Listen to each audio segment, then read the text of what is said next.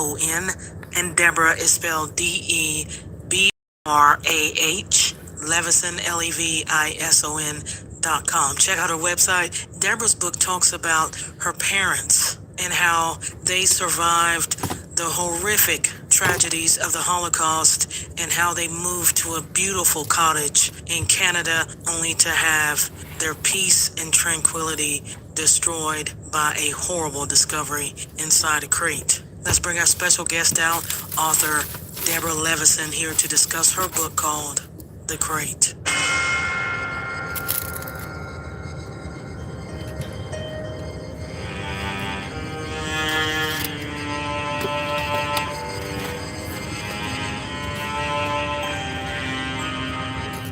All right, my special guest tonight is award-winning journalist, publicist, and storyteller Deborah Levison, here to discuss her new book called The Crate, a story of war, a murder, and justice. The book is available to add to your collection on Amazon, and her site is DebbieLevison.com, and Levison is spelled Levison. Debbie, I want to thank you very much for joining me tonight on Mysterious Radio. Thanks so much for having me. I'm very excited to be here. I want you to tell my listeners just a little tad bit about your book and how they might have to search for that on Amazon. Yeah, you just might have to put in the entire name of the book. That is The Crate, with the subtitle, A Story of War, a Murder, and Justice.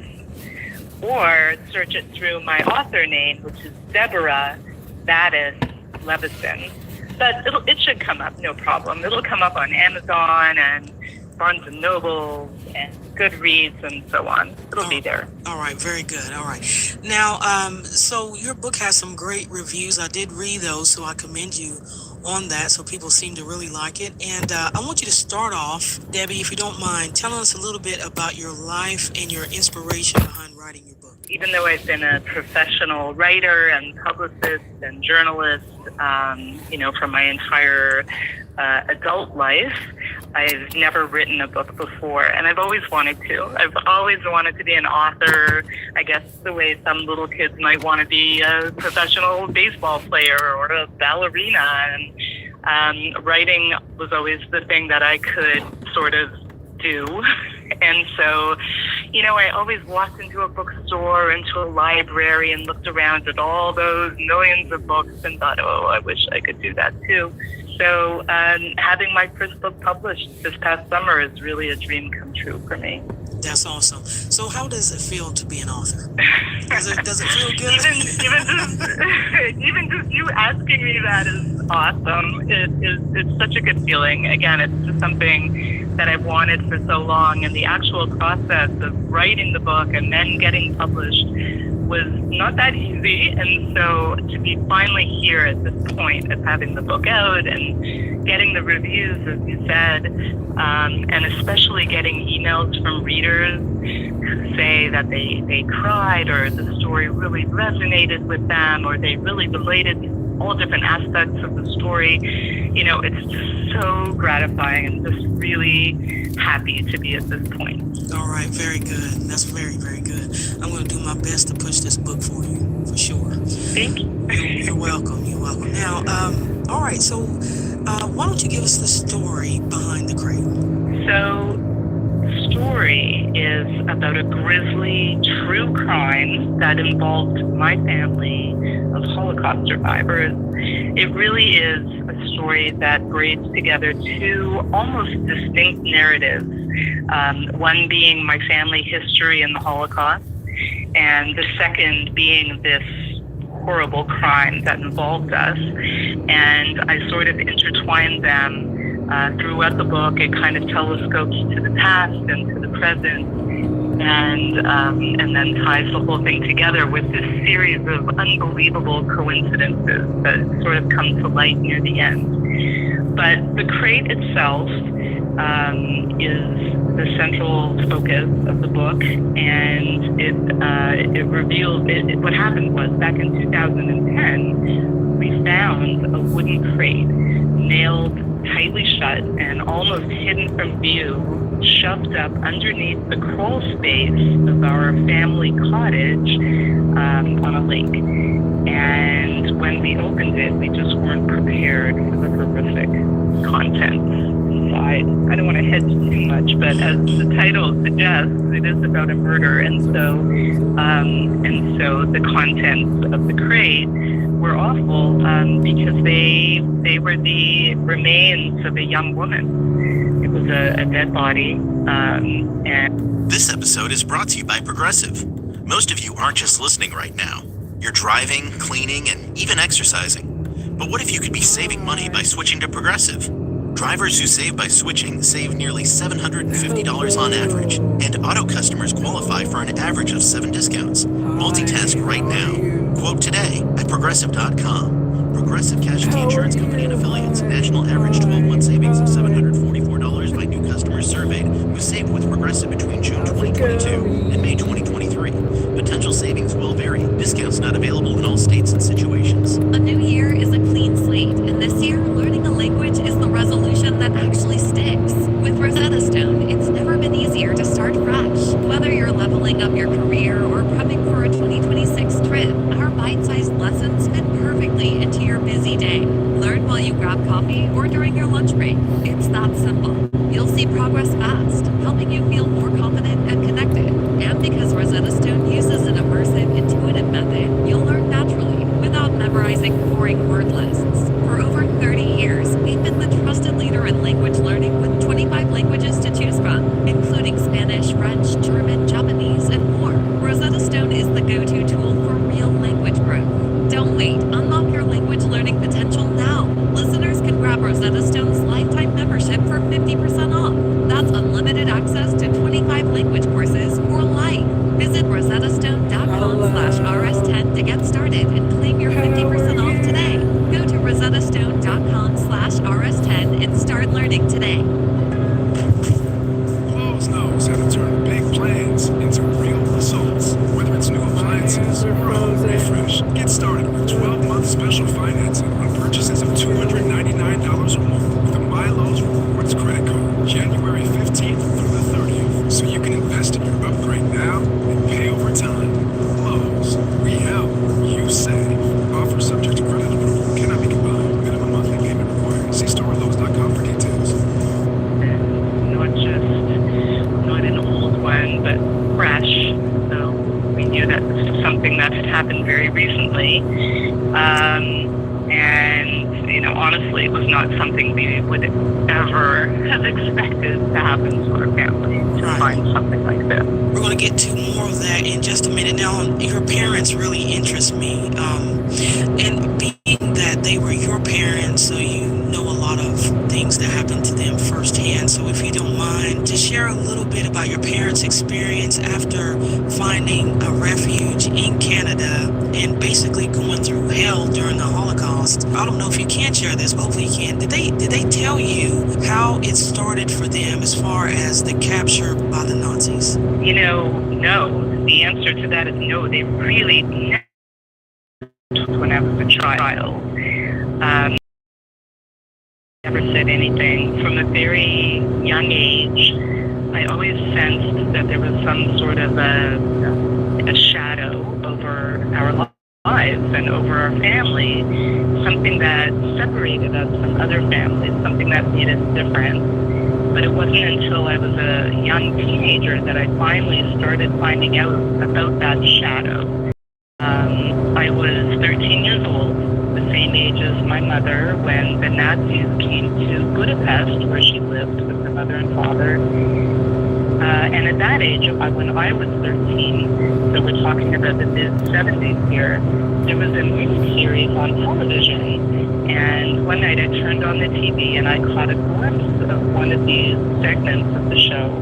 And somehow in my brain, I just started piecing together all the snippets and comments and memories that my parents had sort of dropped over the years.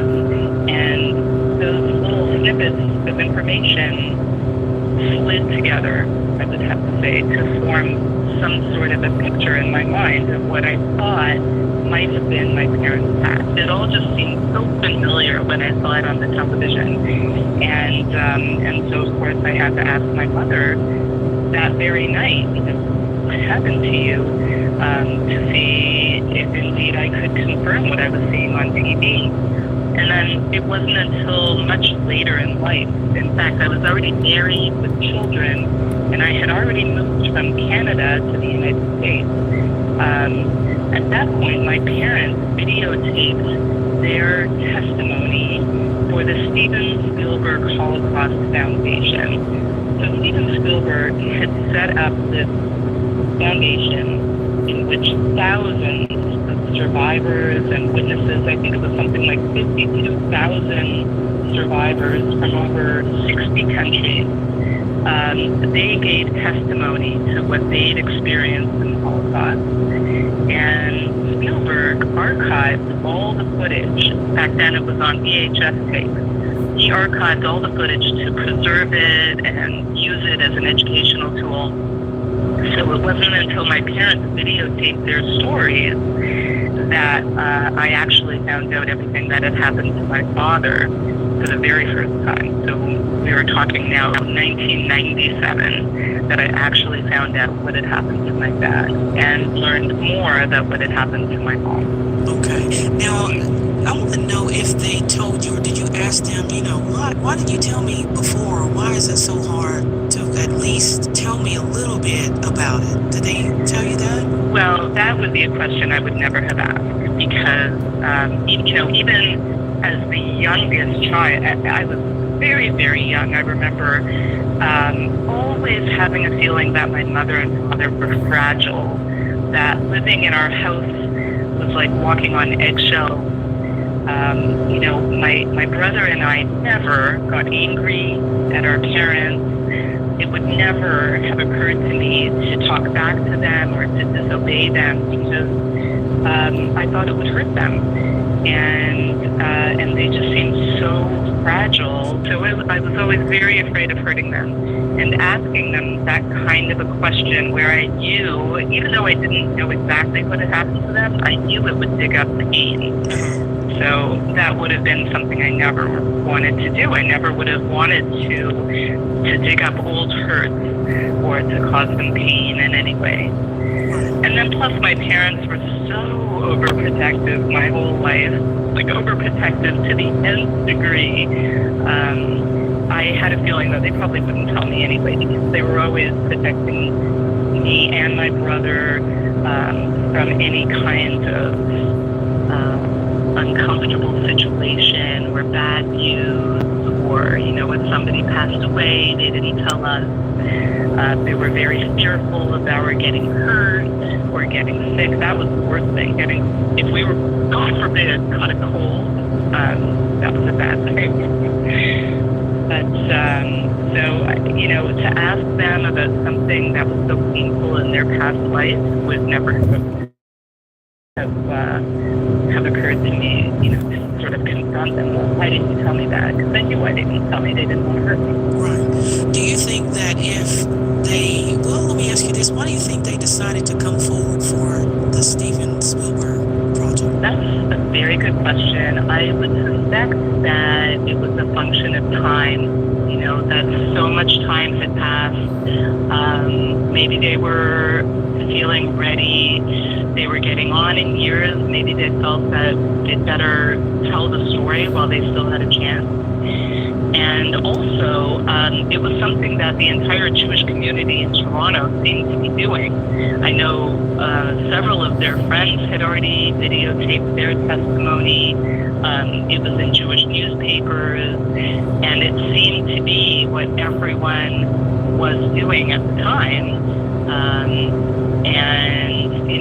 It lasted only for a few years, so now all that information is archived, but it was just a window of a few years where they actually had videographers going to people's homes and videotaping hours worth of testimony. So they sort of had that window of opportunity, and I guess they decided it was the right time to take it. Okay. All right. Which I'm extremely glad for, because otherwise I wouldn't have known all the detail that was included in this. This episode is brought to you by Progressive Insurance. Whether you love true crime or comedy, celebrity interviews or news, you call the shots on what's in your podcast queue. And guess what? Now you can call them on your auto insurance too, with the Name Your Price tool from Progressive. It works just the way it sounds. You tell Progressive how much you want to pay for car insurance, and they'll show you coverage options that fit your budget. Get your quote today at Progressive.com to join the over 28 million drivers who trust Progressive. Progressive Casualty Insurance Company and Affiliates. Price and coverage match limited by state law. Hi, I'm Angie Hicks, co-founder of Angie, and one thing I've learned is that you buy a house, but you make it a home. Because with every fix, update, and renovation, it becomes a little more your own. So you need all your jobs done well.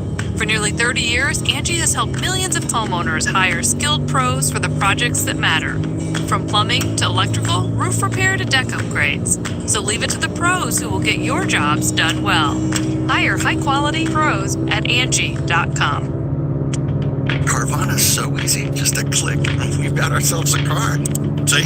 So many cars. That's a click-tastic inventory. And check out the financing options and payments to fit our budget. I mean, that's Clickonomics 101. delivery to our door. Just a hop, skip, and a click away. And what? No Clicks. Buy your car today on Carvana. Delivery fees may apply. Video. Oh, right, exactly. Is there is there a place where people can go access the library or the archives? Yeah. So if people Google it, first of all, I have a little bit of and then some links on my website. So anybody can go on DebbieLevison.com. That is, just an inkling of what's out there. People can Google the actual foundation and find out where they can access the archive. So on the actual website, the Holocaust Museum in Washington, for instance, people can watch a selected sample of those videos. Not all of them, not the full 52,000 collection, but there are certain libraries and certain universities, institutions around the States and Canada where people can access the entire collection. One of those being in Westport, Connecticut, which is close to where I live. But if people just want to see sort of a sampling of them, they can just go online and get them right online. Have you seen your parents' testimony? Yes. You have, okay. How did that make you feel? Well, so it's actually a big part of my book. My book explains how I actually decided to sit down and watch my father's first video. He had actually recorded 2 entire lengths, so like 3 or 4 hours worth of videotape. And it was a shock, and it was heart-wrenching.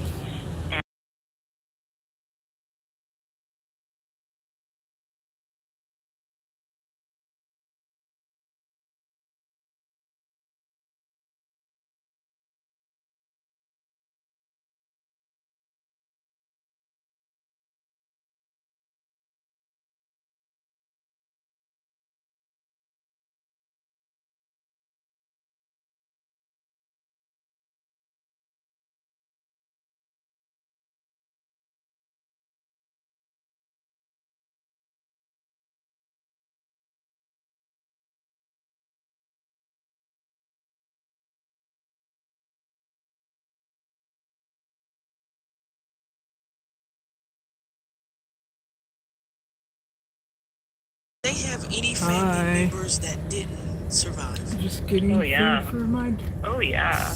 daughter. I grew up with my brother, my mother, my father, and one grandmother. That was the entire extent of the family that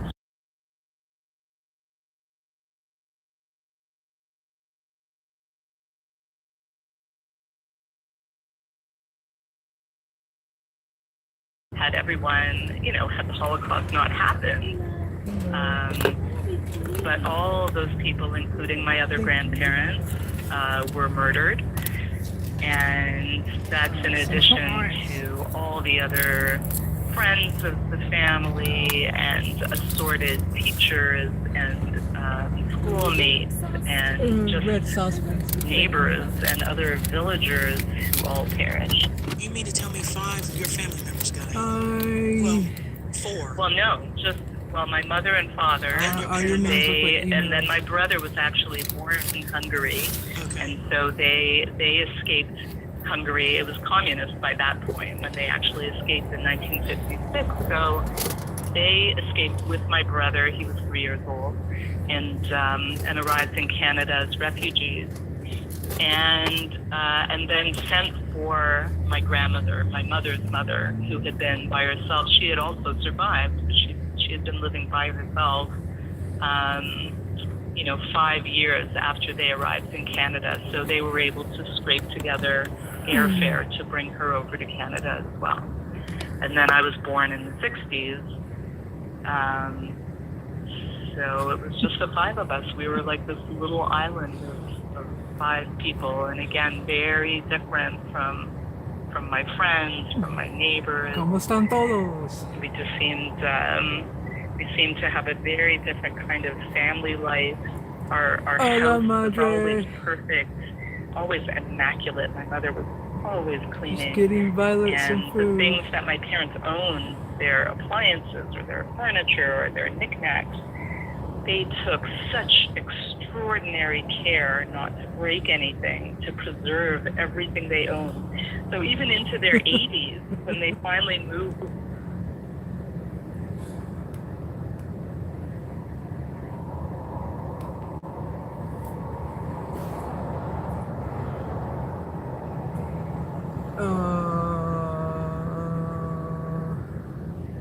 My radio went away. Damn it. Why does it do that? Sorry. It just shut off. Boo.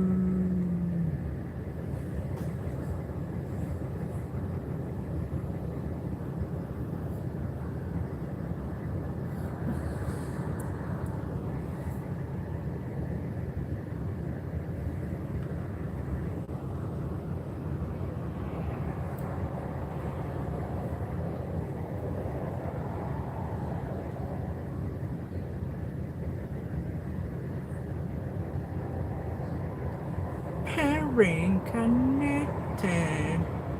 Stupid. How's everybody doing?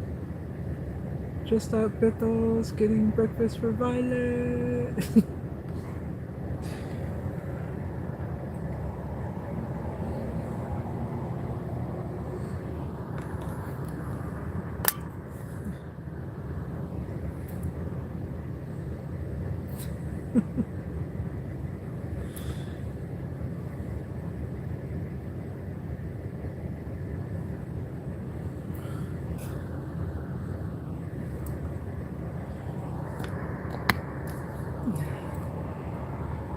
It's so cold.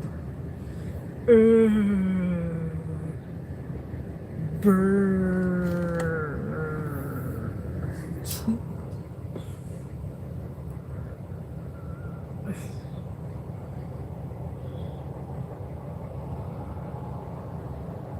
Bird cold.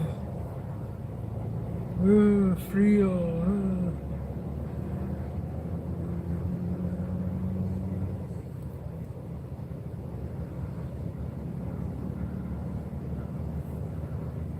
Man, they're sure taking long.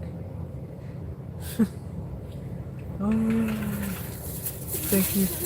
You too.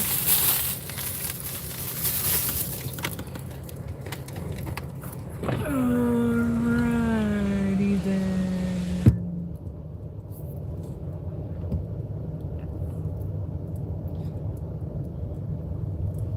Let's get going.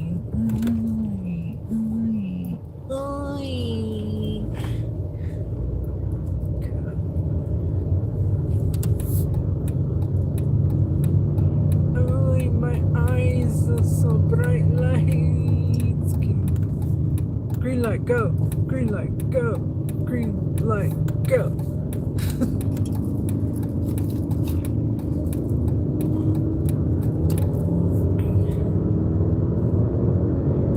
Anyways.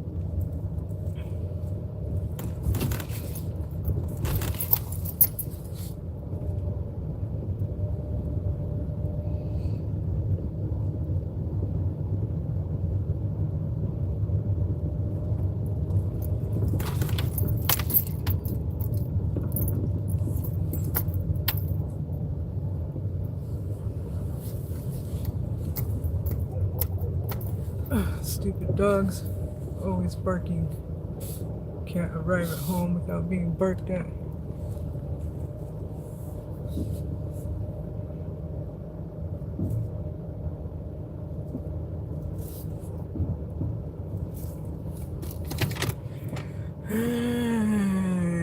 Gotta jumpstart that car. Boom.